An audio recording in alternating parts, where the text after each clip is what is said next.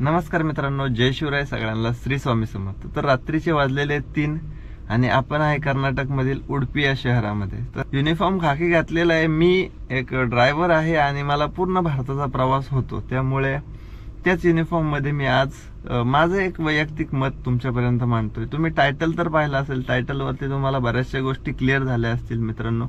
गेले 8 ते 10 दिवस झालं महाराष्ट्र कोणत्या गोष्टींनी पेटलाय हे सर्वसामान्य माणसाला पटण्याच्या पलीकडे आहे। काय चाललंय आपल्या महाराष्ट्रात, कुठं नेऊन ठेवलाय आपला महाराष्ट्र। तर अशी एक मी मराठी माणूस म्हणून माझी प्रतिक्रिया व्यक्त करतो। मित्रांनो, ब्लॉग शेवटपर्यंत नक्की बघा, कारण बरेचसे मुद्दे आहेत जे सर्वसामान्य महाराष्ट्र माणसाच्या मनात आहेत। साधा एक पॉलिटिकली विचार करतो किंवा एक एज्युकेशनली विचार करतो, सर्व सध्या ती एक गरज आहे काळाची। तर पहिलीच्या मुलांना स्टार्टिंग पासून हिंदी शिकवली जाणार आणि त्याचा GR निघाला, त्याची होळी झाली, त्यावरतून बरंचसं राजकारण पेटलं। पहिलीपासून हिंदी शिकणं गरजेचं आहे आणि मग त्यानंतर तुम्ही पुढे हिंदी ही तिसरी भाषा म्हणून वापरली जाऊ शकते महाराष्ट्रामध्ये। सगळ्यात महत्वाचा मुद्दा असा की तो GR निघण्याच्या ऐवजी जर महाराष्ट्र सरकारने 1ली ते 10वी पर्यंतच्या मुलांचं शिक्षण फ्री केलं असतं, ते झेडपीत असो, तिथं तर फ्रीच आहे, सेमीच्या शाळा असो किंवा तुम्ही तुमच्या राजकीय पक्षांच्या नेत्यांनी स्वतःच्या एज्युकेशन संस्था निर्माण केल्या, तिथे शिक्षण दिल्या जाणाऱ्या मुलांना ते शिक्षण जर फ्री भेटलं असतं ना, तर मित्रांनो ते त्या GRला लोकांनी डोक्यावरती घेऊन नाचलं असतं। छोटी गोष्ट आहे, माझ्यासारख्या सर्वसामान्य माणसाच्या लक्षात येते, तुमच्या ते लक्षात नक्कीच यायला पाहिजे होती। जर तुम्ही ते पहिलीचं अजून डोक्यावरती ओझं टाकताय ना हिंदीचं, हिंदी ही एक राष्ट्रभाषा आपण समजूया, मराठी ही पिढ्यानपिढ्याची भाषा आहे, ती आपली संस्कृती आहे, तो धर्म आहे आणि ती आपली मायबोली आहे। तर तिच्यावरती गदा येते हे जाणवतंय सगळ्यांना की मराठी शाळा बंद होत आहेत, सेमीच्या शाळांमध्ये CBSE बोर्ड येतोय, बऱ्याचशे तुमचे पराक्रम चालू आहेत ते दिसत आहेत, पण कसं आहे सर्वसामान्य माणूस बोलू शकत नाही, कारण त्याच्याकडे प्लॅटफॉर्म नसतो आणि त्याच्यामध्ये तेवढी डेअरिंग नसते साहेब, म्हणून तो बोलू शकत नाही। तर अजून एक मुद्दा आठवला त्याच्यामध्येच, एज्युकेशन मध्येच, तर तुम्हाला जर करायचं असेल तर सरकारने हेच करावं की 1ली ते 10वी पर्यंतच्या सगळ्या शाळांची शिक्षणाची फी माफ करावी। कारण मला आठवते जेवढे काही 90च्या आधीचे आहेत, मी सुद्धा 90च्या आधीच एज्युकेशन कंप्लीट केले, ग्रॅज्युएट आहे, मला हिंदी, मराठी, इंग्रजी ह्या तिन्ही भाषा बोलता येतात, लिहिता येतात आणि वाचता येतात। तर मी एक सुशिक्षित आहे म्हणून मी हे मुद्दे मांडू शकतो, मुद्देसूद मांडू शकतो। तर महत्वाचा मुद्दा हा झाला मित्रांनो, तुम्हाला जर शिक्षण फ्री करायचंय तर शिक्षण फ्री करा, कारण 10,000 रुपये ते 15,000 रुपये बसची साधी फी आहे मित्रांनो। एज्युकेशन जर एखाद्या इंग्लिश मीडियम मध्ये गेलं तर 10,000 ते 15,000 रुपये त्याच्या पुस्तकांची फी आहे, त्यांच्या युनिफॉर्मची फी आहे, बाकी डोनेशन झालं, हे सगळ्या गोष्टी करता सर्वसामान्य माणसाला कॉन्व्हेंटचं एज्युकेशन कमीत कमी 1 लाखाच्या घरात मध्यमवर्गीयाच्या खिशातले तेवढं प्रत्येक वर्षाचं बजेट आहे। तर ते फ्री करण्याची डेअरिंग महाराष्ट्र सरकारने GR देऊन काढावी ही महाराष्ट्र सरकारला विनंती आहे। दुसरा मुद्दा आला हिंदी मराठीचा की परप्रांतीय येतात आणि त्यांना मारलं तर ते हिंदू म्हणून मारलं जातं, तर तसं नाहीये, विचार करण्यासारखी गोष्ट आहे। तिथे हिंदी म्हणून मारलं जात नाही, पण तुम्ही आमच्या महाराष्ट्रात येतात, आज जसं तुम्ही आम्ही हिंदी समजतोय ना, तसंच तुम्ही ज्यावेळेस ती मराठी समजून घ्याल ना, आम्ही तुम्हाला शिकण्यासाठी, तुम्ही लिखापडी करून शिका, याची कोणीही फोर्स केली नाही बाबा। जेव्हा समोरचा माणूस तुमच्याशी मराठीमध्ये बोलेल ना, तर तुम्ही तोडकं मोडकं जरी ही मराठी बोलले ना तरी आमच्या मनाला समाधान वाटतं, कारण आमचं मन तेवढं मोठं आहे, मराठी माणसाचं मन तेवढं खरंच मोठं आहे। कारण तुम्हाला आम्ही खांद्यावरती बसायला दिले तर तुम्ही कानात हे करण्याचा प्रयत्न करण्याचा चुकी करताय, तुम्ही खाजवताय, त्या मराठी माणसाला उचकवताय आणि मग त्याचे पडसाद निघाल्यानंतर मग तुम्ही हिंदी मराठीचा वाद निर्माण करताय। मशिदीवरती मराठीमध्ये आजान झालं पाहिजे, कसं शक्य आहे मला एक समजत नाहीये। ते जर आजान उर्दू भाषेमध्ये होतं तर ती उर्दू एक संस्कृती आहे, उर्दू एक मुस्लिम एक धर्म आहे आणि ते त्यांच्या बोली भाषेमध्येच होणार, ते मराठीमध्ये कसं होणार साहेब? कारण आपल्या आत्ताच गणपतीचे उत्सव येत आहेत, तर गणेश उत्सव हा महाराष्ट्रापुरता मर्यादित सण नाहीये, तो भारताचा सण आहे। तो अरबिक कंट्रीज मध्ये पण गणेश फेस्टिवल सेलिब्रेट केला जातो, तो वर्ल्ड वाईड सेलिब्रेट केला जातो. त्याची सुखकर्ता ही दुःखहर्ता, सुखकर्ता दुःखहर्ता ही जी आरती पहिली गायली जाते ती कोणत्या भाषेत आहे साहेब? मराठीमध्येच आहे ना. कसं शक्य आहे? त्याला उर्दू मध्ये कन्वर्ट करू शकाल तुम्ही?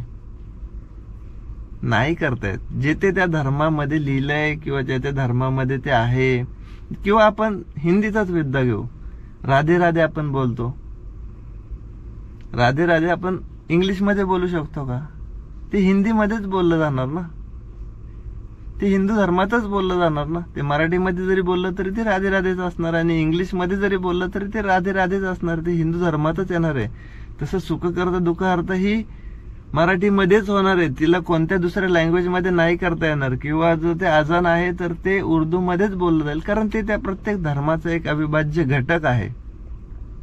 त्यानंतर आपल्या संविधानाची जी निर्मिती केली डॉक्टर बाबासाहेब आंबेडकरांनी, डॉक्टर बाबासाहेब आंबेडकरांची जी गीतं गायली जातात ना 14 एप्रिलला, ऑल ओव्हर इंडियामध्ये डॉक्टर बाबासाहेब आंबेडकरांची जेव्हा गाणी लागतात ती पण मराठीमध्येच लागतात. का? तर ते त्यांचा बेस मराठी होता, ते महाराष्ट्रातले होते, त्यामुळे त्यांच्यावरती जी गाणी लिहिली गेली ती मराठीत. मी साऊथ मधल्या काही राज्यांमध्ये आंबेडकर जयंतीला ती गाणी ऐकली, तेव्हा मला अभिमानाने असं फुलून आलं की जिथं मराठी बोललं जात नाही. आणि हो, खरं आहे, ही गोष्ट खरी आहे. आज मी साऊथ मध्ये आहे, कर्नाटक मध्ये आहे, जावा तुम्ही, मी म्हणेल खरंच जावा, केरळमध्ये जावा, तामिळनाडूमध्ये जावा, आंध्रामध्ये जावा, कर्नाटकच्या काही भागात यावा. तुम्ही हिंदीमध्ये जरी बोललात ना तर तुमच्या बरोबर हिंदीमध्ये कोण बोलत नाही, तुम्हाला उत्तर येस नो मध्ये दिलं जातं, नाही विचारत साहेब हिंदीमध्ये. त्यांना जर त्यांच्या भाषेचा प्रांतावाईज एवढा अभिमान असेल ना, तर एका मराठी माणसाने आपल्या भाषेचा अभिमान बाळगणं कुठं चुकतं साहेब? नाही चुकत साहेब, खरंच नाही चुकत. आणि तिसरा महत्वाचा मुद्दा मला आठवला, आज 2 ठाकरे बंधू म्हणजे आपले राजसाहेब आणि उद्धव साहेब जेव्हा एकत्र आले ना, मी एक शिवसैनिक आहे, जेव्हा बाळासाहेब गेले ना तेव्हापासून मी भारतीय म्हणजे महाराष्ट्राच्या राजकारणाकडे पाहण्याचा दृष्टिकोन सोडून दिला होता. मी बघतच नव्हतो त्या गोष्टी. पण आज जेव्हा 2 भाऊ एकत्र आले ना, तर आपल्या मराठीमध्ये एक म्हण आहे, आपल्याला भावाला भावाचं पाहवत नाही, पण जेव्हा 2 भाऊ एकत्र येतात ना त्यावेळेस तिसऱ्याला त्या घराकडे पाहण्याचा दृष्टिकोन बदलतो. कारण आपण म्हणतो ना एकमेकांचे पाय ओढले जाते मराठीमध्ये, पण जर एकमेकांचा हात भावांचा एकमेकांबरोबर असेल ना तर त्या माणसाकडे तिसऱ्या माणसाची पाहण्याची दृष्टिकोनच बदलतो. तो वाईट नजरेने बघू शकत नाही, कारण एक भाऊ समोर असतो त्याच्या मागे दुसरा भाऊ उभा असतो. तर आज ते 2 भाऊ जेव्हा दोन्ही राजकीय पक्ष किंवा दोन्ही पक्षाचे स्लोगन झेंडे बाजूला ठेवून फक्त मराठी माय मराठीसाठी एकत्र आले, तर पोटसूट उठून देण्याची गरजच नाहीये महाराष्ट्रात. का पोटात दुखतं? आणि याच्यावरती म्हणजे कसं सुचतं ह्या गोष्टी कशाला? आज जर आपण एखाद्याला परप्रांतीयाला, कितीतरी लोक आहेत की जे मराठी बोलतात, मला एक समजतं की जेव्हा मी ज्या राज्यामध्ये आहे त्या राज्यामधून माझं घर चालतंय, माझी रोजी चालतीये, तर मला तिथली भाषा शिकण्यासाठी काय वाईट आहे? मला कुठं लिखापडी करायची तिथं? मला फक्त बोलायचंय, कम्युनिकेशन करायचंय, तो गॅप मिटवायचा आहे जो त्या भाषेचा आणि ह्या भाषेचा आहे. तो दुवा आहे. आपण ते हिंदीच्या माध्यमातून एकमेकांशी संवाद करू शकतो. बट तुम्ही तिथं शिकण्याचा प्रयत्न करा ना. तुम्ही तिथं उलट का बोलून आर्ग्युमेंट करताय? जेव्हा तुम्ही आर्ग्युमेंट कराल त्यावेळेस प्रतिकार तर होणारच ना तुम्हाला. तिथं तुम्हाला उत्तर तर दिलं जाणार. तुम्ही प्रेमाने या, प्रेमाने राहा, प्रेमाने कमवा. महाराष्ट्राने आतापर्यंत सगळ्यांनाच सांभाळण्याचा प्रयत्न केलाय.